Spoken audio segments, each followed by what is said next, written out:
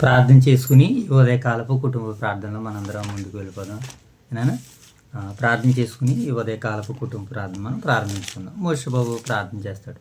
మహాగణుడు మహోన్నతుడ ప్రేమ గల కడతాను కృపగల దేవాన్ని అపరమైన నమ్మకం ఎవరైతే వందన సుదృశ్వరాజించుకునేదండి ఈ ఉదయకాల సమయంతో మా ట్రిగర్ మీకంటే ఉంది ట్రిగర్ అండి వాక్యం జరుగుతుంది ఆ వాక్యం మేము విట్టు పెరగాడు మా రోజులు అందరూ ఫైన్ చూడండి ట్రిగర్ అండి ఎక్కువ వాక్యం జరుగుతుంది మన కూడా మా రోజులు 30 గొడవ 100 ఫైన్ చూడదండి ఏం కలితే అందరూ గర్రగుందని ముట్టి పర్హత పడుతుంది ఏ శ్రీస్తున్నాను వేతన పడుతుంది రామే జయదేవాడు ప్రార్థన ప్రార్థన గణమైన శాస్త్రం కేంద్ర ఓట్రి కథని వాక్య చదువుకున్న తర్వాత ఆరంభించేంత వరకు నిద్రపండులా చేయండి ఉదయకాల సమయంలో వేగి జాలు వేస్తే మా పని పట్ల చిన్నకి అంత ఓట్రి కదండి నీ పాసల కొడుకులు చిన్నకి అంత ఓట్రి కదండి ఈ సమయంలో మీరు ఎక్కడ చదువుకుని బాగా ఇచ్చిన ఓట్రి కదండి ఈ ఓట్రి కదండి రోమపతి కదండి అది చదువుతుంటే కదండి మీరే సత్ని సామించండి తిండ్రి ఇంకా అయితే రోగులు అంటుంటామని ఏసుకి పర్వతండి రైట్ మంచిది. చిన్న ప్రార్థన చేసుకుందాం. మహాగణుడైన మా తండ్రి, మహోన్నతుడైన మా దేవ, పరిశుద్ధుడైన తండ్రి, మీ ప్రేమ కలిగిన నామానికి స్తుతులు చెల్లించుకుంటున్నాం ప్రభా. గత కాలం అంతా మీరు మమ్మల్ని కాచి కాపాడి ఉదయకాల సమయంలో నాయన కుటుంబ ప్రార్థన ద్వారాగా మీ సన్నిధి భాగ్యాన్ని, మీ సన్నిధి కాంతులను తండ్రి మీరు మాకు అనుగ్రహించినందుకే కృతజ్ఞతలు తెలుపుకుంటున్నాం ప్రభా. మరి ఇంతవరకు ప్రార్థించిన ఈ 20 బిడ్డలని జ్ఞాపకం చేసుకున్నాం తండ్రి. ప్రార్థన పట్ల మరింత పట్టుదలను ఆసక్తిని వారికి అనుగ్రహించండి. ప్రార్థనలో నైనా చక్కటి సంభాషించి నైనా తండ్రి మిమ్మల్ని స్తుతించడానికి నేను వారి హృదయాలను మనసులను తెరవమని వేడుకుంటూ ప్రార్థిస్తున్నాం తండ్రి. అయా యొక్క సమయంలో రోమపత్రిక 5వ అధ్యాయాన్ని తండ్రి చదవడానికి, నేర్చుకోవడానికి, తెలుసుకొనడానికి మేము సిద్ధపడుతుండగా మీ యొక్క పరిశుద్ధాత్మను మాకు సహాయంగా దయచేయమని వేడుకుంటున్నాం తండ్రి. అలాగే ప్రభు యొక్క పరిచయను వీక్షిస్తున్న మా ప్రియులైన పరిశుద్ధులను మీరు దర్శించమని, దీవించమని, ఆశీర్వదించమని వేడుకుంటున్నాం తండ్రి. ప్రతి దానికి సమయం కలదంటున్నావు ప్రభు. ప్రతి ఈ ఆకాశం క్రింద ఉన్న ప్రతి ప్రయత్నమునకు సమయం కలదంటున్నావు తండ్రి. మానవాళి జీవితాల్లో అవన్నీ నెరవేరాలంటే మొదటి స్థానము, మొదటిగా నాయన మీకు ప్రాముఖ్యతనివ్వాలని మీరు ఆశిస్తున్నారు ప్రభు. మరి దీనిని ముగించుకుని ప్రభు ఏ బిడ్డలైతే ఈ యొక్క పరిచయను వీక్షిస్తూ నాయన తండ్రి వారు సంతోషిస్తూ ఆనందిస్తున్నారు తండ్రి. అటువంటి బిడ్డలకు నాయన అడ్డుగా, ఆటంకాలుగా, సమస్యలుగా ఉన్న వాటన్నిటిపై నాయన నీ బిడ్డలకు విజయాన్ని, శాంతిని, సమాధానాన్ని అనుగ్రహించమని ఈ పరిచర్య ద్వారా వేడుకుంటూ ప్రార్థిస్తున్నాం తండ్రి. అయా యొక్క ఉదయకాల సమయంలో మీరు మమ్మల్ని ప్రేమించి ఇచ్చినటువంటి నాయన స్థానిక సంఘాలను బట్టి మీకు కృతజ్ఞతలు ప్రభా. ఓదూరు వైఎస్ఆర్ నగర్లో ఉన్నటువంటి జంట నగర పరిచర్యను మీరు చూసి నాయన తండ్రి అభివృద్ధి పరిచి ఆశీర్వదించినందుకే కృతజ్ఞతలు తండ్రి. మరి సంఘాలన్నిటి నాణ్యతలో, వాక్యంలో నాయన ముందుకు నడిపిస్తున్న మా ప్రియులు దైవ సేవకులు రాజు గారిని బట్టి, వారి కుటుంబాన్ని బట్టి మీకు కృతజ్ఞతలు తండ్రి.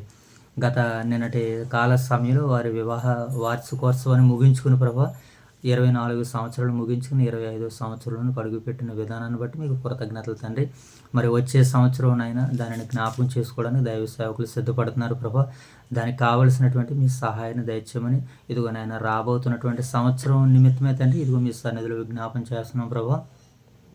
ఆ కుటుంబం ఎలాగైతే దీవించి ఆశీర్వదించబడిందో తండ్రి అట్టి రీతిగానైనా సంఘంలో ఉన్న అన్ని కుటుంబాలు నాయన స్వయం కృషితో నాయన తండ్రి కష్టంతో ఎదిగి ప్రభా అనేక కుటుంబాలకు ఆదర్శప్రాయంగా ఉండడానికి ఇంకా సేవకుల కుటుంబాలను ఇంకా మీరు బలపరచమని, స్థిరపరచమని, వారికి ఇచ్చిన సంతానమును ఆశీర్వదించమని, మీ మహిమ కొరకు వాడబట్టుకు మీ సహాయాలు తెచ్చమని వేడుకుంటూ వారి కుటుంబ పక్షాన తండ్రి ఇదిగోనైనా ప్రార్థించడానికి మీరు మాకు ఇచ్చిన ఈ చక్కటి భాగ్యాన్ని బట్టి నేను మిమ్మల్ని మనసారా స్తుతిస్తూ మహిమపరుస్తున్నాను తండ్రి. 4 రోజులు దిగ్విజయంగా తండ్రి సండే టు సండే మహాసభలు మీకు మహిమకరంగా జరిగించారు ప్రభా.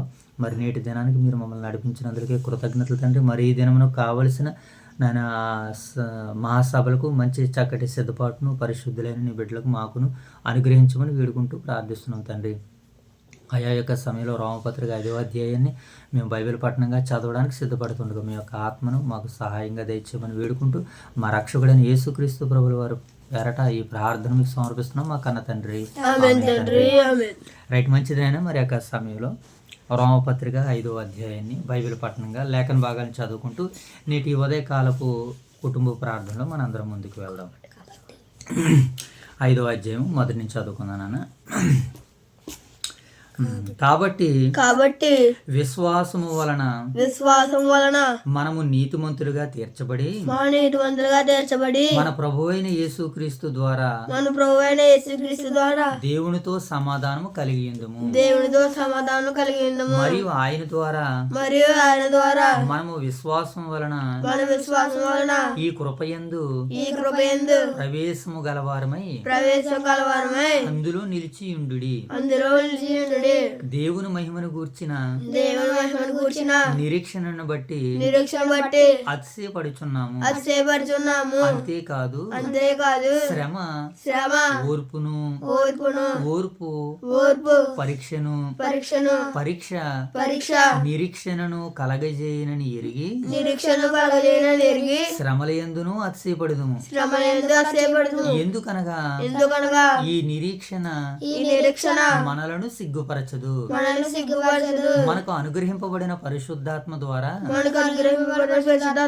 దేవుని ప్రేమ మన హృదయములలో కుమ్మరింపబడి ఉన్నది. ఏలయనగా మనం ఇంకనూ బలహీనమై ఉండగా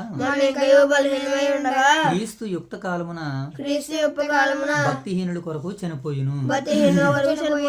నీతిమంతుని కొరకు సహితము ఒకడు చనిపోవుట అరుదు. మంచివాని కొరకు ఎవడైనను ఒకవేళ చనిపోవ తెగింపవచ్చును.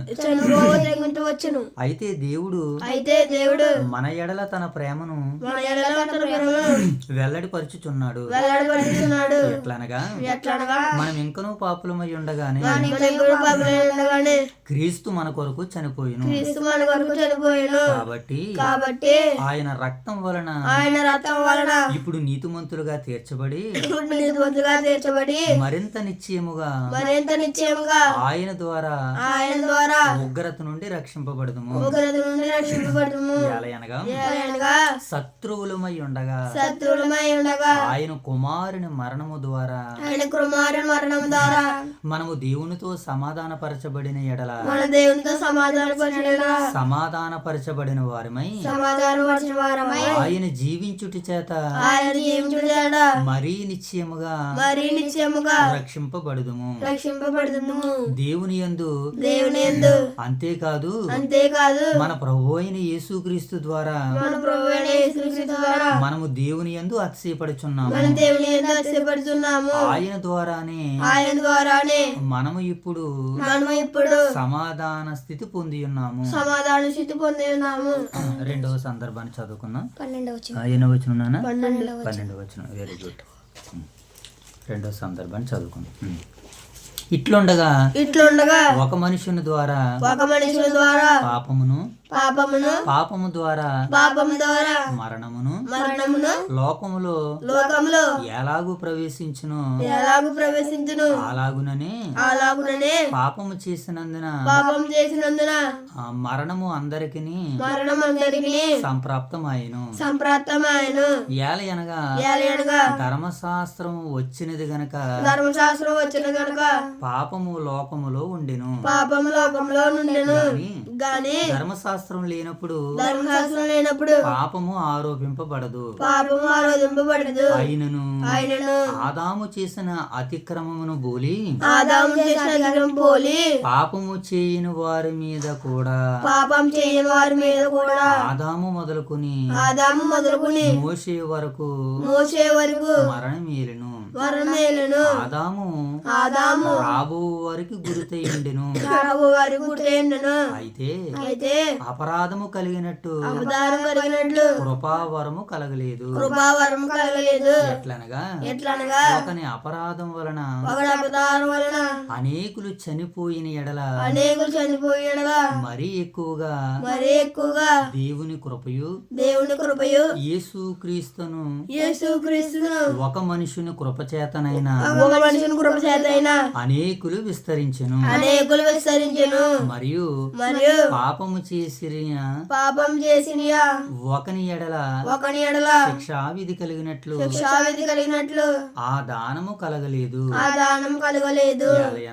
ఏలయనగా తీర్పు ఒక్క అపరాధ మూలముగా వచ్చినదై శిక్షావిధికి కారణమాయెను. కృపావరమైతే అనేకమైన అపరాధముల మూలముగా వచ్చినదై మనుషులు నీతిమంతులుగా తీర్చబడుటకు కారణమాయెను. మరణము ఒకని అపరాధముల వలన వచ్చినదై ఆ యొకని ద్వారానే ఏలిని ఎడల కృపాబాహుళ్యమును నీతి దానమును పొందువాడు జీవము గలవాడై మరీ నిశ్చయముగా యేసు క్రీస్తును ఒకని ద్వారాగానే ఎలుదురు. కాబట్టి తీర్పు ఒక్క అపరాధమునకు వచ్చినదై మనుషులందరికీ శిక్షావిధి కలుగుటకు ఎలాగు కారణమాయెను. అలాగే ఒక పుణ్యకార్యము వలన కృపాదానమును మనుషులందరికీ జీవార్థమైన నీతి విధింపబడుటకు కారణమాయెను. ఏలయనగా ఒక మనుషుని అవిధేయత వలన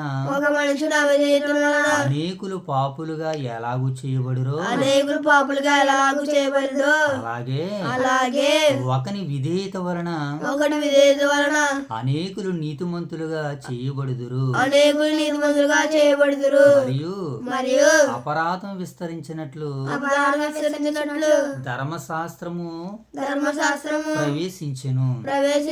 అయినను పాపము మరణమునకు ఆధారము చేసుకుని ఎలాగు ఏలును అలాగే నిత్య జీవము కలుగుటకై నీతి ద్వారా కృప మన ప్రభు అయిన యేసుక్రీస్తు మూలముగా ఏలు నిమిత్తము పాపము ఎక్కడ విస్తరించును అక్కడ కృప అపరిమితముగా విస్తరించును. దేవుని నామానికి మహిమ కలుగును గాక. ఆమేన్. రైట్, మంచిదైనా మరి యొక్క ఉదయకాల సమయంలో దేవాతి దేవుడు మరి ఆయన చిత్తాన్ని, ఆయన కృపను, ఆయన భాగ్యాన్ని ఈ ఉదయకాల సమయంలో మనకు అనుగ్రహించిన విధానాన్ని బట్టి దేవదేవునికి నా కృతజ్ఞతలు తెలుపుకుంటూ ఇక ఈ రోమపత్రిక 5వ అధ్యాయం ద్వారాగా మరి దేవుని యొక్క ఆలోచనలు, ఉద్దేశాలను మనం అలా ఉండకూడదు, వెనక్కి నిలబడి ఉండాలమ్మా. అలా వెనక్కి నిలబడి చేయగలి దేవుని యొక్క ఆలోచనలు, ఉద్దేశాలు మనం చూసినప్పుడు చాలా సంగతులు మనకి ఇక్కడ రోమపత్రికలో మనకు కనబడుతుంది. ఇప్పుడు ఈ అధ్యాయాన్ని మనం ఎన్ని భాగాలుగా మాట్లాడుకున్నాం? సుమారుగా ఒకే 2 భాగాలుగా మనం మాట్లాడుకున్నాం. ఈ 2 భాగాల్లో ఎన్ని వచనాలు ఉన్నాయి? 21 వచనాలు. ఇప్పుడు ఈ 21 వచనాలని మనం టూకీగా అర్థం చేసుకునేటువంటి ప్రయత్నాలు చేద్దాం. దేవుడు ఈ అధ్యాయం ద్వారా మనకి ఏమని సెలవిస్తున్నాడు అంటే పాపము, కృప అన్నమాట. ఏముందనైనా లోకంలో పాపం ఉంది, దేవునిలో కృప ఉంది. ఈ రెండాటిని బేస్ చేసుకుని మరి పౌలు గారు రోమాలో ఉన్నటువంటి దేవుని సంఘాన్ని అంతటిని కూడా విశ్వాసంలోనికి నడిపిస్తున్నాడు. దేనిలోనికి నడిపిస్తున్నాడు? ఆయన విశ్వాసంలోనికి నడిపిస్తున్నాడు. విశ్వాసం అనేటువంటిది ఆ మనుషుల్ని ఎలా చేస్తుందంటే నీతిమంతులుగా చేస్తుంది. ధర్మశాస్త్రం మనుషుల్ని నీతిమంతులుగా చేయదు, కానీ విశ్వాసమే మనిషిని నీతిమంతులుగా చేస్తుందని. క్రియలు మనిషిని నీతిమంతుడిగా చేయదు, కానీ నమ్మకమే, విశ్వాసమే మనిషిని నీతిమంతుడిగా చేస్తుందని పౌలు గారు ఈ అధ్యాయంలో మరి అనేకమైనటువంటి సందర్భాలను వివరిస్తున్నట్లుగా మనకు కనబడుతుంది. ఈ అధ్యాయ నేపథ్యం ఏంటంటే ఒక మనుషుని ద్వారా విధేయత కనబడుతుంది, ఒక మనుషుని ద్వారా అవిధేయత కనబడుతుంది. రెండో భాగంలో పౌలు గారు ఏమని మాట్లాడుతున్నారంటే ఆదాము గారిని ఒకరిని, యేసుక్రీస్తు వారు ఒకరిని, ఇద్దరిని చూపిస్తున్నాడు అనమాట పౌలు గారు. ఎవరిని చూపిస్తున్నాడు ఆయన? ఆదాము గారిని, యేసుక్రీస్తు వారిని ఇద్దరిని చూపించి పౌలు గారు వాళ్ళకి దేవుని యొక్క సంగతులను బోధిస్తున్నారు అనమాట. ఏం చేస్తున్నారు జయతల్లి? దేవుని యొక్క సంగతులను బోధిస్తున్నారు. ఆదాము ఏం చేశాడు? అవిధేయుడు అనగా దేవుని యొక్క ఆజ్ఞను మీరి, దేవుని ఆజ్ఞను పాటించకుండా దేవుని ఆజ్ఞను మీరి అవిధేయుడై పాపంలో పడిపోయి ప్రజల మరణానికి కారకుడయ్యాడు. ఎవరో? ఆదాము గారు. ఇప్పుడు ప్రభు అయిన యేసుక్రీస్తుల వారు దేవుని ఆజ్ఞలు పాటించి దేవుని చిత్తాన్ని నెరవేర్చి మనుషులందరికీ ఇప్పుడు ఆయన ఏం చేశాడు? నిత్య జీవాన్ని అనుగ్రహించి. అంటే ఇప్పుడు దేవుడు యేసుక్రీస్తుల వారి ద్వారా ఏం చేశాడు?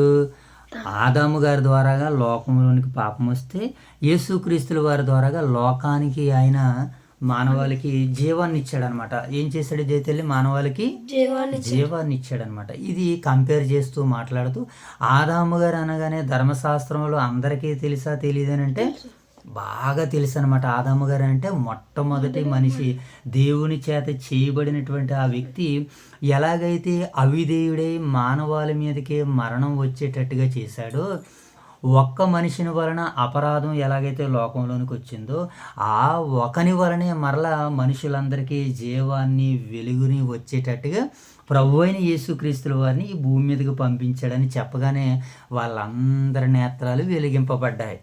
ఓ అవును కదా, మనం ఎన్ని రోజులు మనం పొరపాటు పడ్డాం, ఇన్ని రోజులు మనం అపార్థం చేసుకున్నాం. కనుక ఇప్పుడు ఏం చేయాలి?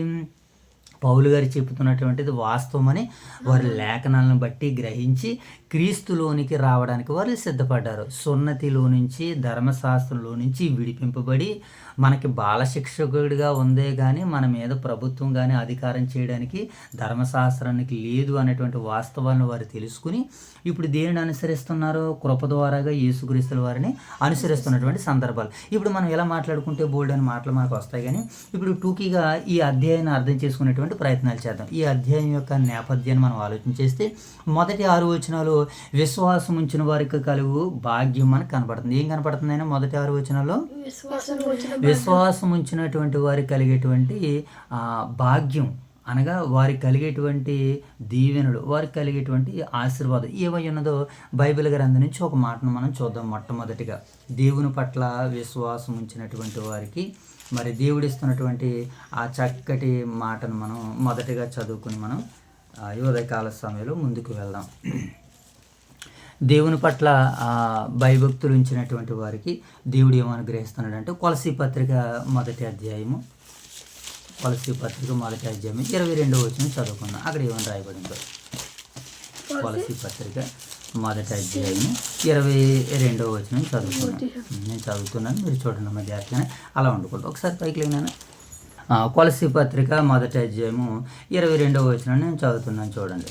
తన సన్నిధిని పరిశుద్ధులుగాను నిర్దోషులుగాను నిరపరాధులుగాను నిలబెట్టుటకు ఆయన మాంసయుక్తమైన దేహ సంబంధమందు మరణమునకు ఇప్పుడు మిమ్మును సమాధానపరిచెను. మరణం వలన ఇప్పుడు మిమ్మును ఏం చేశాడట? సమాధానపరిచెను. అంటే విశ్వాసం ఉంచేటువంటి వారికి ఏం కలుగుతుంది అంటే పౌలు గారు రోమపత్రిక 5వ అధ్యాయాన్ని అనుసరించి మాట్లాడుతున్నటువంటి మాటను మనం చూసినప్పుడు విశ్వాసం ఉంచిన వారికి కలుగు భాగ్యం ఏంటంటే దేవుడు మనల్ని ఏం చేస్తాడట? పరిశుద్ధులుగా. మొదటిగా దేవుడు మనల్ని ఏం చేస్తాడు? ఆయన పరిశుద్ధులుగా, తన సన్నిధిని పరిశుద్ధులుగాను నిర్దోషులుగాను ఏమండి నిరపరాధులుగాను నిలవబెట్టుటకు, నిరపరాధులుగా నిర్దోషులుగా పవిత్రులుగా పరిశుద్ధులుగా నిలబెట్టడానికి ఇది భాగ్యం. ఇది ఏంటనైనా ఇది గొప్ప భాగ్యం. ఇది భాగ్యం ఎవరికో కానీ రాదు. ఎవరికి వస్తుంది? ఎవరైతే క్రీస్తునందు విశ్వాసం ఉంచుతారో నమ్మకం ఉంచుతారో వారికి దేవుడు ఇవన్నీ ఇస్తున్నాడు. మరి ధర్మశాస్త్రం ఏమి ఇచ్చింది? పాపం అంటే ఏంటో చూపించింది. నాయన ధర్మశాస్త్రం ఏం చూపించింది? చేయగడు పాపం అంటే ఏమిటో చూపించింది. ఇప్పుడు ఏం చేయాలి మనము? ధర్మశాస్త్రాన్ని దాటుకుని క్రీస్తు దగ్గరికి మనం వస్తే క్రీస్తునందు విశ్వాసం ఉంచిన వారికి ఇదిగో ఆయన పరిశుద్ధులుగా నిర్దోషులుగా నిరపరాధులుగా చేస్తానని అంటున్నాడు. ఇది ధర్మశాస్త్రం చేయలేకపోయింది, కానీ క్రీస్తు ప్రభుల వారు చేసి చూపించాడు. కనుక విశ్వాసం ఉంచిన వారికి ఏం కలుగుతుంది అంటున్నాడు? ఏం కలుగుతుంది అంటే చక్కటి మనం పరిశుద్ధులము నిర్దోషులము ఏమిటి నిరపరాధులుగా ఉంటామని వాక్యం మనకి సెలవిస్తుంది. ఇక క్రీస్తునందు లేదా విశ్వాసం ఉంచిన వారికి కలిగేటువంటి ఆ చక్కటి భాగ్యాల్ని మనం చూసినప్పుడు 94వ కీర్తనల గ్రంథము 18వ వచనం చూద్దాం. కీర్తనల గ్రంథము 94వ అధ్యాయము 18వ వచనం. ఇక్కడ మనకి నూతన జైతెల్లేలా చూడాలి, అక్కడ చూసుకుని నువ్వు ప్రిపేర్ చేసుకుంటూ ఉండాలి. 94 అధ్యాయం 18వ వచనంలో మనకు అక్కడ ఒక మాట కనబడుతుంది. విశ్వాసం ఉంచినటువంటి వారికి ఏ భాగ్యం కలుగుతుంది అని అంటే, మనకి నూతన నిబంధన గ్రంథంలో కూడా పౌలు గారు తిమోతిని ఒక మాట అంటాడు, నా కుమారుడా క్రీస్తు యేసునందున్న కృపచేత నువ్వు ఏం కావాలంటే బలవంతుడు కావాలి. విశ్వాసం ఉంచిన వారికి ఏం కలుగుతుంది అంటే దేవుడు కృపను అనుగ్రహిస్తాడు. ఏమండి, విశ్వాసం ఉంచినటువంటి వారికి, నమ్మకం ఉంచినటువంటి వారికి దేవుడు ఏమో అనుగ్రహిస్తాడో కృప ఇస్తాడు అనమాట. కృప అది చాలా దీవెనతో ముడిపడింది. కృప చాలా ఏమండి విలువతో కూడుకున్నది. ఆ కృపను మానవాళికి దేవుడు ఇవ్వాలనుకుంటున్నాడు. కనుక ఇప్పుడు విశ్వాసం ఉంచినటువంటి వారికి కృప ఇస్తే ఆ కృప ఎలా ఉంటుంది అంటున్నాడు పౌలు గారు, నా కుమారుడా క్రీస్తు యేసునందున్న కృప చేత. అంటే ఇప్పుడు కృప ఎవరిలో ఉంది? క్రీస్తులో ఉంది. క్రీస్తు ప్రభుల వారి ద్వారాగానే దేవుడు ప్రపంచానికి కృపను అనుగ్రహించాడు. ఎందుకంటే పాపము లోకములో ఉండి మనుషులందరూ కూడా మరణానికి వెళ్ళిపోతున్నారు కనుక. ఇప్పుడు 98 అనుకున్నాం కదా, ఎన్నో మాట 14 వచ్చినమా, నా కాలు జారినని నేను అనుకునగా యెహోవా నీ కృపను బలపరుచుచున్నది. నేను కాలు జారిపోతానని అనుకున్నా. అంటే ధర్మశాస్త్రం ఎలా ఉందంటే మనిషిని పడగొట్టే విధంగా ఉంది, కానీ కృప ఎలా ఉందట, నా కాలు జారినని నేను అనుకునగా యెహోవా నీ కృప నన్ను ఏం చేస్తుంది? బలవంతం చేస్తుంది, నన్ను బలపరుస్తుంది అని అంటున్నాడు. ఇదే మాటను కోట్ చేసుకుని పేతురు గారు, క్షమించండి పౌలు గారు కూడా అంటారు, క్రీస్తు ప్రేమ మమ్మల్ని బలవంతం చేస్తుంది అంటాడు. ఏం చేస్తుందంటే క్రీస్తు ప్రేమ బలవంతం చేస్తుంది. దేనికి బలవంతం చేస్తుంది? ఆయన రాజ్యాన్ని, ఆయన సువార్తను ప్రకటించరా బాబు అని. ఆయనకి ఎన్ని కష్టాలు వచ్చినా, ఎన్ని ఇబ్బందులు వచ్చినా క్రీస్తు ప్రేమ ఆయన ఏం చేస్తుందంటే బలవంతం చేస్తుంది. కనుక క్రీస్తునందు విశ్వాసం ఉంచినటువంటి వారికి ఏం కలుగుతుంది అని అంటే భాగ్యం కలుగుతుంది. ఇక మరొక మాటను కూడా మనం చదువుదాం. 5వ వచనం చదువుదాం. చూడండి, మనకి అక్కడ రోమపత్రిక 5వ అధ్యాయం మనం చదువుతున్నాం కదా, రోమపత్రిక 5వ అధ్యాయము 5వ వచనం చదువుదాం ఒకసారి. 5వ అధ్యాయము 5వ వచనం చదువుదాం. 4వ వచనం చదువుదాం. చూడండి, అంతేకాదు శ్రమ ఓర్పును, ఓర్పు పరీక్షను, పరీక్ష నిరీక్షణను కలగజేయనని ఎరిగి శ్రమల యందును కూడా అతిశయపడదుము. పౌలు గారు వీళ్ళకి ఏం చెబుతున్నాడంటే, ఇప్పుడు క్రీస్తును అంగీకరించినటువంటి తర్వాత ధర్మశాస్త్రము మనుషులు ఏం చేస్తుంది అంటే నిందిస్తూ ఉంటుంది, హేళన చేస్తూ ఉంటుంది, గాయపరుస్తూ ఉంటుంది. ఎందుకని? ఒక మార్గంలో నుంచి మరొక మార్గంలోనికి మనం వెళ్ళినప్పుడు ఆ మార్గంలో ఉన్నటువంటి వ్యక్తులు దూషిస్తూ ఉంటారన్నాడు. పౌలు గారు కూడా యోధా మతంలో ఉన్నప్పుడు యేసుక్రీస్తుల వారిని తెలుసుకున్నటువంటి తర్వాత క్రీస్తు రక్షకుడు అని చెప్తే యోధా వారు ఏం చేశారు? ఈయన మీద, యేసుక్రీస్తులు అది పౌలు గారి మీద తిరుగుబాటు చేశారు, ఆయన చంపాలనుకున్నారు. అలాగే ఇప్పుడు క్రీస్తు వారిని అంగీకరించినటువంటి తర్వాత ఒకవేళ లోకంలో మీ కష్టాలు కానీ శ్రమలు కానీ ఎదురవుతే వాటి నుంచి ఎలా మనం బలపడాలో, వాటి నుంచి విశ్వాసంలో ఎలా స్థిరపడాలో అక్కడ ఉన్న విశ్వాసులందరికీ పౌలు గారు దేవుని మాటలను తెలియజేస్తా అంటున్నటువంటి మాట. 4వ వచనం చదువు, చూడు మర్చిపోయి చదువునాను. అంతేకాదు శ్రమ ఓర్పును, ఓర్పు పరీక్షను, పరీక్ష నిరీక్షణను కలగజేయనని ఎరిగి శ్రమలందు కూడా ఏం చేయాలట? శ్రమలేంది ఏం చేయాలి జగడు? అతిశయపడాలి. శ్రమలేంది ఏం చేయాలైనా అతిశయపడాలి. ఎవరు అతిశయపడతారో? టీచర్లు చెప్పినటువంటి మాటలు బాగా ఎవరైతే ఏ బిడ్డలు అయితే వింటారో అలా ఉండకూడదు. మర్చిపో, మోకలేసుకుని పైకి నిలబడి ఏటమ్మా నిలబడి అలానే ఏం చేస్తుందంట? శ్రమలు ఏం చేస్తాయంటే మోషబాబు, శ్రమలు ఎందుకు కూడా అతిశయపడదు. ఇప్పుడు ఉదాహరణకి స్కూల్లో పిల్లలు ఏమో స్కూల్ అలా ఉండాలి, అలా కూడేస్తున్నది. ఇప్పుడు ఏమో శ్రమలు ఎందుకు కూడా ఏం చేస్తారట? అతిశయిస్తారు. అతిశయించడం అంటే ఏంటి? స్కూల్లోని పిల్లలు టీచర్ చెప్పినటువంటి మాటలు చక్కగా విన్నారనుకోండి, ఆ బిడ్డలు ఏం చేస్తారో పరీక్షలు రాయడానికి ఏం చేస్తారో సిద్ధపడతాం, అతిశయపడతారు అనమాట. వాళ్ళు చదువుకున్నటువంటి మాటలు కానీ స్కూల్లో ఉన్నటువంటి విద్యార్థులు టీచర్ చెప్పినటువంటి పాఠాలు మాటలు చక్కగా విన్నారనుకోండి, వాళ్ళు పరీక్షలు వచ్చేటప్పుడు పరీక్షలు రాసిన తర్వాత వారికి ఏం కలుగుతుంది? ఆనందం కలుగుతుంది, అతిశయం కలుగుతుంది. కారణం ఏంటి? ఆ పరీక్షలు బాగా రాశారు కనుక. బాగా రాయడానికి ఏం చేశారు వాళ్ళు? అంతకుముందు టీచర్ చెప్పినటువంటి మాటలన్నింటినీ కూడా వారు సుఖాలకు కానీ, వారి సరదాలకు కానీ, వారి సంతోషాలకు కానీ సమయాన్ని, కాలాన్ని ఆటలకి పాటలకి గడపకుండా ఇంటి దగ్గరే శ్రద్ధతో, భక్తితో, శ్రద్ధతో ఎవరైతే బాగా టీచర్ చెప్పినటువంటి పాఠాలు విని నేర్చుకుని పరీక్ష రాస్తారో వారికి ఏం కలుగుతుంది? అతిశయం కలుగుతుంది, ఆనందం కలుగుతుంది. ఎందుకంటే బాగా పరీక్షలు రాస్తారు కనుక. అలాగే క్రీస్తులోనికి వచ్చినటువంటి తర్వాత ఇటు అన్ని జనులైనా అటు యూదులైనా ఎవరైనా సరే వారు కొన్ని పరీక్షలు ఎదురవుతూ ఉంటుంటాయి. ఆ పరీక్షల్లో ఎలా నిలబడాలో పౌలు గారు వాళ్ళకి ధైర్యాన్ని ఇస్తూ అంటున్నాడు. అంతేకాదు శ్రమ ఓర్పు పరీక్ష నిరీక్షణను కలగజేసి శ్రమల యందును కూడా అతిశయపడింది. ఎవరు అతిశయపడతారో? ఎవరైతే బాగా చదువుకుంటారో, ఎవరైతే బాగా మంచిగా బ్రతుకుతారో వాళ్ళకి ఎలాంటి అడ్డులు ఆటంకాలు వచ్చినా బాగా ఈజీగా ముందుకు వెళ్ళగలరు. కారణం ఏంటి? వారు చదివినటువంటి చదువు వారికి తెలివినిచ్చింది.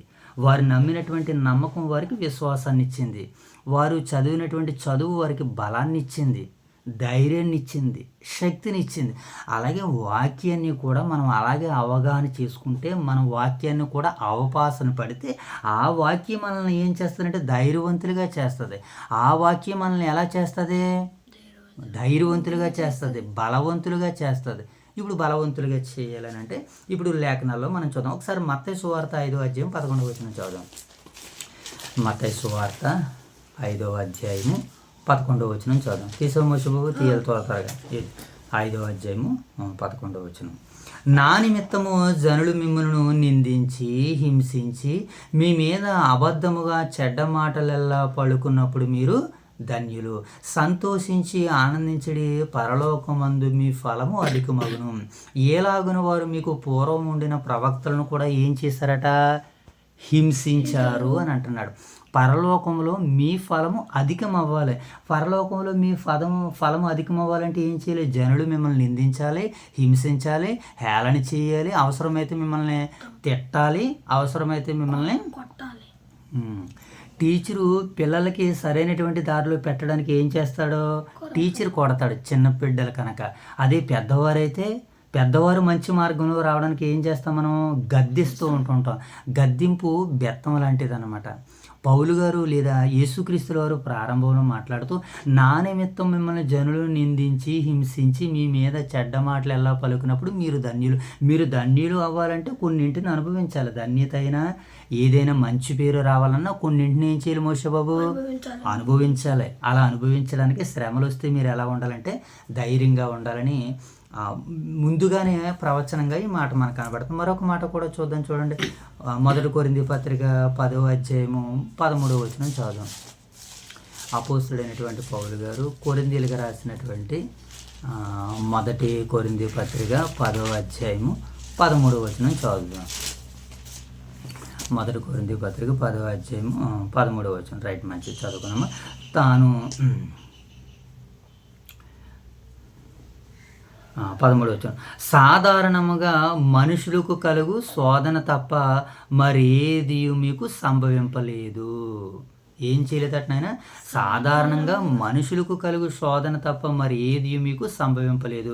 దేవుడు నమ్మదగిన వాడు గనక మిమ్మల్ని సహింపదగిన దానికంటే ఎక్కువగా ఆయన మిమ్మల్ని ఏం చేయడట?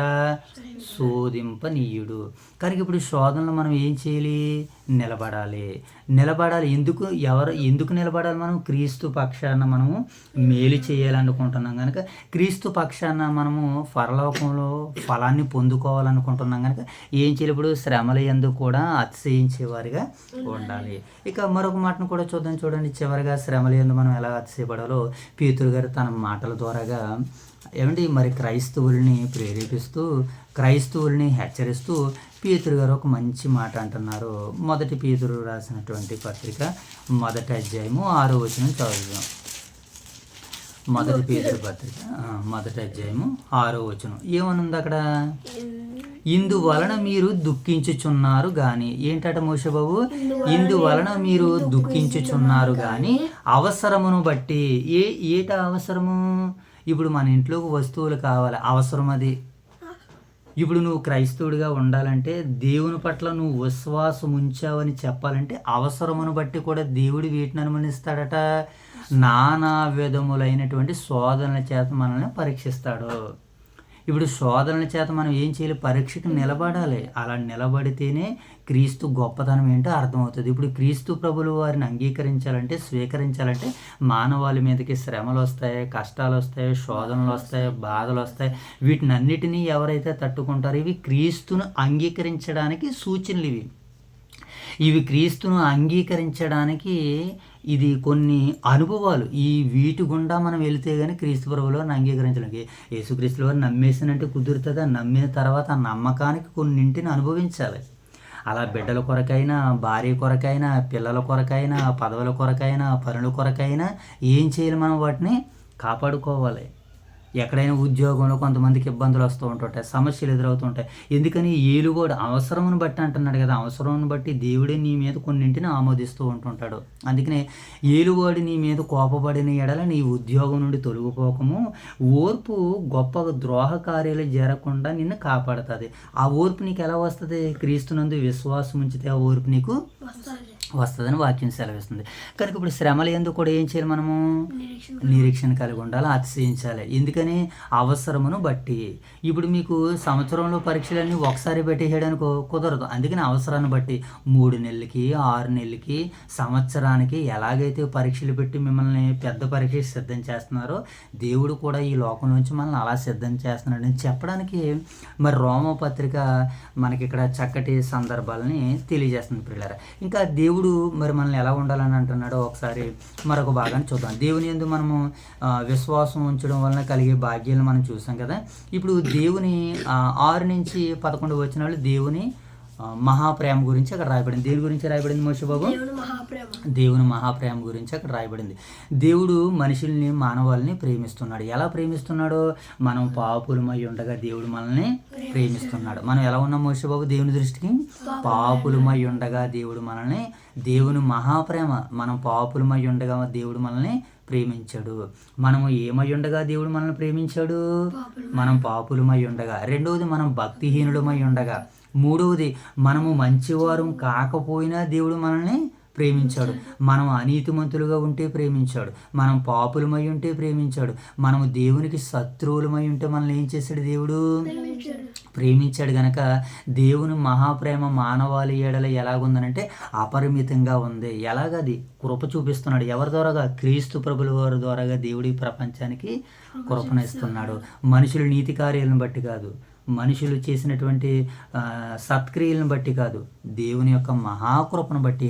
ఆ సత్కార్యాలని క్రీస్తునందు మనము ఆ సత్క్రియలు చేయాలని దేవుడు ముందుగానే నిర్ణయించుకున్నట్లుగా మనకి కనబడుతుంది. కనుక దేవుడు మనం ఏమై ఉండగా మనల్ని ప్రేమించాడనంటే, మనము పాపులుగా, అపరాధులుగా ఉన్నప్పుడు దేవుడు మనల్ని ప్రేమించాడని మనకి వాక్య భాగం సెలవిస్తుంది.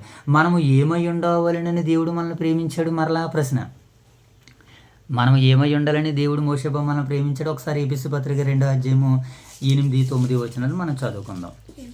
ఎపిసి పత్రిక 2వ అధ్యాయము 8-9 వచనాలు మనం చదువుకుందాం. మనము ఏమై ఉండాలని దేవుడు మనల్ని ప్రేమించాడు అని అంటే ఇక్కడ రాయబడింది, చదువుదాం. మీరు విశ్వాసం ద్వారా కృపచేతనే రక్షింపబడి ఉన్నారు. మనందరం ఏం చేసామంటే మోషే బాబు? కృప ద్వారాగా, విశ్వాసం ద్వారాగానే రక్షింపబడి ఉన్నాం. ఇది మీకు కలిగినది కాదు, దేవుని కృపావరమే. దేవుని వరం ఏంటంటే చేయగడు మానవాళ్ళందరూ కూడా, మనం అందరం కూడా విశ్వాసం ద్వారాగా దేవుడు తన కృప చేత మనల్ని రక్షించుకున్నాడు. మనం మంచివారమని మనం రక్షించుకోలేదు. దేవుడు మహాకృపను బట్టి మనం రక్షింపబడ్డాం. అది క్రియల వలన కలిగినది కాదు. ఏటట? మనం ప్రతిరోజు బైబిల్ చదివేసుకుంటున్నామని మన క్రియల వలన జరిగేదైతే కాదు అని అంటున్నాడు ఆయన. ఆయన క్రియల వలన కలిగినది కాదు, అది క్రియల వలన కలిగినది కాదు. కనుక ఎవడను అతిశయపడ వీలు లేదు. ఎవడు కూడా ఏం చేయకూడదు? ఇప్పుడు అతిశయపడడానికి వీలు లేదు. ఎందుకనంటే మనము ఏమై ఉండాలని దేవుడు మనల్ని ప్రేమించాడంటే, మనం అతిశయపడాలని దేవుడు మనల్ని ప్రేమించలేదు. ఆయన కృప చేత మనల్ని రక్షించుకున్నాడు. అది కూడా ఆయన వరమే. కనుక మనము ఏమై ఉండాలని ఆయన ప్రేమించాడనంటే, మనం ఏమై ఉండాలని ప్రేమించాడు? అతిశయపడేవారుగా ఉండకూడదని దేవుడు మనల్ని ప్రేమించాడు. మనల్ని ఎంతగా ప్రేమించాడనంటే, ఆయన ప్రియకుమారుణ్ణి బలివ్వడానికి మనల్ని అంతగా ప్రేమించాడు. మనల్ని ఎంతగా ప్రేమించాడు? మనల్ని ప్రేమించడం కొరకు తన కుమారుణ్ణి బలిగా చేసుకున్నాడు. తన కుమారుని ప్రాణాలు అర్పించేటట్టుగా చేసుకున్నాడు. అనగా మనం ఇంకా పాపులమై ఉండగానే యుక్త కాలమున భక్తిహీనుల కొరకు యేసుక్రీస్తు వారు ఏం చేశారు మోషే బాబు? చనిపోయారు. మనందరి కొరకు ప్రభు అయిన యేసుక్రీస్తుల వారిని దేవుడు చంపేసుకున్నాడని ఒక మాటలో చెప్పుకోవాలి. అంతగా దేవుడు మనల్ని ఎంతగా ప్రేమించాడనంటే అంతగా ప్రేమించాడు. మనం ఏమై ఉండాలని ప్రేమించాడు? ఆయనకి బిడ్డలమై ఉండాలని ప్రేమించాడు. మనం ఎలా ఉండగా దేవుడు ప్రేమించాడు? అపరాధులుగా పాపులుగా ఉండగా ప్రేమించాడు. ఇక చివరగా ఆదామునందు కలిగినటువంటి పాపము, క్రీస్తునందు కలిగినటువంటి ఆధిక్యతలు. ఆదాము నుంచి ఏం కలిగింది? మానవాళికి పాపం కలిగింది. క్రీస్తు నుంచి ఏం కలిగినాయి? ఆధిక్యతలు కలిగినాయి. ఎన్ని ఆధిక్యతలు ఇచ్చాడండి మనకి దేవుడు. ఒక మాట చదివేద్దామా? ఒకసారి 1 కొరింథీ పత్రిక 15:22 చదివేసి మనం ముగించేసుకుందాం. ఆదామునందు కలిగినటువంటి అపాయాలు, అలాగే క్రీస్తునందు కలిగినటువంటి ఆధిక్యతలు. 1 కొరింథీ పత్రిక 15:22 చదువుకుని మనం ప్రార్థన చేసుకుందాం. 1 కొరింథీ పత్రిక 15:22 చదువుదాం. ఏది నాన్న? ఇప్పుడైతే నిద్రించిన వారిలో క్రీస్తు ప్రథమ ఫలముగా మృతుల్లో నుండి లేపబడును. మనుషుని ద్వారా మరణం వచ్చిన గనక మనుషుని ద్వారాగానే మృతుల పునరుద్ధానమును కలిగను. ఆదాము ద్వారా ఏమొచ్చింది మోషేబాబు? ఆదాము గారి ద్వారాగా మరణం వచ్చింది. ఇప్పుడు యేసుక్రీస్తుల వారి ద్వారాగా మరలా మనుషులకి పునరుత్థానము కలుగుతుంది. ఆదాము ద్వారాగా మనుషులందరూ పాపాలలో మరణించారు. ఇప్పుడు యేసుక్రీస్తుల వారి ద్వారాగా మరణించిన వారు మరలా తిరిగి లేస్తున్నారు. అలా లేవడానికి ముందు ఇదిగో బాప్తిస్మాన్ని దేవుడు సూచనగా పెట్టాడు. మీ అపరాధముల చేతను పాపముల చేతను మీరు చచ్చిన వారే అంటే క్రీస్తు కూడా ఆయన మిమ్మల్ని బ్రతికించును, మనల్ని బ్రతికించాడు. ఈ చనిపోయినటువంటి తర్వాత కూడా మరలా మనల్ని తిరిగి లేపగలడు. ఆదాము ద్వారా మరణం వస్తే యేసుక్రీస్తుల వారి ద్వారాగా ఈ లోకంలోనికి పునరుత్థానము, జీవము వచ్చిందని మరి రోమపత్రిక 5వ అధ్యాయం మనకి సెలవిస్తుంది కనుక దేవుడి కొద్ది మాటలు మన వెనుకడిలో ఫలింపజేయాలని దేవదేవుని వేడుకుందాం, ప్రార్థన చేసుకుందాం. మోషువ ప్రార్థన. మహాగణుడు మహోన్నతుడ ప్రేమ గల కర్తని కృపగలదేవా, మీ అపరమానానికి వేల వందన స్థుతులు సోదరు తండ్రి. ఈ ఉదయకాల సమయంలో మరి మీకు అంత నీట్గా తిని వాకింగ్ చేయకుండా వెన్నబడే మాకు మరో యంత్రంగా 30 100 ఫైన్లో చూడండి ట్రీగా తిరిగి మీ లేఖనాలు చదువుకొని బ్యాగ్ నుంచి మీకు ఎదవుతుంది. ఏమవుతుంది? నేను కలిసి రోగులు తిన్నాను, ముట్టుబడి సత్తుపడుతుంది. ఏసుక్రీస్తు నాడు వేతన పడుతుంది. జయ తల్లి ప్రార్థన. పదని గణమైన శాశ్వత రోటరీగా తిని వాకి చదువుకుండా తిని వాకింది ఆది నుంచి అంతవరకు కృపణ చెందుకని రోటరీగా తిని రామ ప్రతిగా తిండి 5వ అధ్యాయం చదువుతుంది కదా. ఆ సందర్భంలో లోతులకి వెళ్ళి నేర్చుకుని లేదు ఎందుకని రోటరీ కదండి. నిన్న కాశ్మీర్కి ఎందుకు కాసుకానికి రోటరీ కదండి. సండే 4 రోజులు దిగ్విజంగా ఉంచుకుంటుంది. ఈ రోటరీ కదండి ఆర్థిక స్థానం మళ్ళీ అక్కడికి వెళ్ళి మీ నామకమైన గుండెలు లేచింది. అక్కడ ఆది నుంచి అంతవరకు నీకు కృపణ చేయించండి. ఇంకా లేదా రోగులు అంటామని ఏసుక్రీస్తు పరమాత్మ ప్రార్థన చేసుకుందాం. చివరిగా మహాగణుడైన మా తండ్రి, మహోన్నతుడైన మా దేవ, పరిశుద్ధుడైన తండ్రి, మీ ప్రేమ కలిగిన నామానికి స్తుతులు చెల్లించుకుంటున్నాం ప్రభా. ఈ ఉదయకాల సమయంలో తండ్రి ఇదిగో నాయన చక్కటి నాయన కుటుంబ ప్రార్థన ద్వారా మీ సన్నిధి భాగ్యాన్ని, మీ సన్నిధి కాంతులను మీరు మాకు అనుగ్రహించి ప్రభా, మీ చిత్తానుసారంగా నడిపించినందుకు కృతజ్ఞతలు తెలియజేసుకుంటున్నాం ప్రభా. మరి ఉదయకాల సమయంలో విత్తబడిన వాక్యం మా హృదయాంతరంగాల్లో 30 60 100 ఫలింపజేయడానికి సహాయం తెచ్చిన మరొక పర్యాయం ప్రభా. ఈ యొక్క వాక్యాన్ని తండ్రి నాయన మరలా నెమరు వేసుకుని ప్రభా, ఆ వాక్యంలో ఉన్నటువంటి లోపాలను నాయన సరిదిద్దుకుని సరి చేసుకుని మరలా నాయన రాగడి దినాల్లో చక్కనటువంటి రీతిలో మీ మాటలు మేము వినుటకు నేర్చుకోగలుగుటకు మీ సహాయాలు తెచ్చమని వేడుకుంటున్నాను తండ్రి. అలాగే ప్రభు ఉదయకాల సమయంలో మీరు మమ్మల్ని ప్రేమించి ఇచ్చినటువంటి స్థానిక సంఘాన్ని, సంఘ బిడ్డలను, నాయన దైవజనులు, దైవ సేవకుల కుటుంబాలను జ్ఞాపకం చేసుకున్నాం తండ్రి. ఎంతో భారభరితంగా ఈ దినం ప్రారంభమైంది ప్రభు. ఈ దినం అంతట్లో తండ్రి నీ బిడ్డలకు నాయన ఆనందకరంగా, సంతోషకరంగా తమ పనులు ప్రారంభించుకున్న ప్రభు, ముగించుకున్న ప్రభు మీ అందుండి ఆనందించడానికి మీ సహాయాలు తెచ్చండి. మరి ఈ రోజు నాయన 4వ దినంలోనికి సండే టు సండే బహిరంగ సభల్లో మమ్మల్ని ముందుకు నడిపించినందుకు కృతజ్ఞతలు తండ్రి. మరి ఈ దినంలో కూడా ఈ రోజులో కూడా మీ సహాయం మీ సహకారం మాకు అనుగ్రహించమని వేడుకుంటూ మరి దినమున కావలసిన నడిపింపును, ఆత్మశక్తిని అనుగ్రహించండి. ఈ దినమంతట్లో మిమ్మల్ని చూడగలిగే కన్నులు, మీకు లోబడగలిగే మంచి మనసు, మారు మనసు మాకు దయచేయమని మా రక్షకుడైన యేసుక్రీస్తు వారి నామం పేరట ఈ ప్రార్థనకు సమర్పిస్తున్నాము తండ్రి.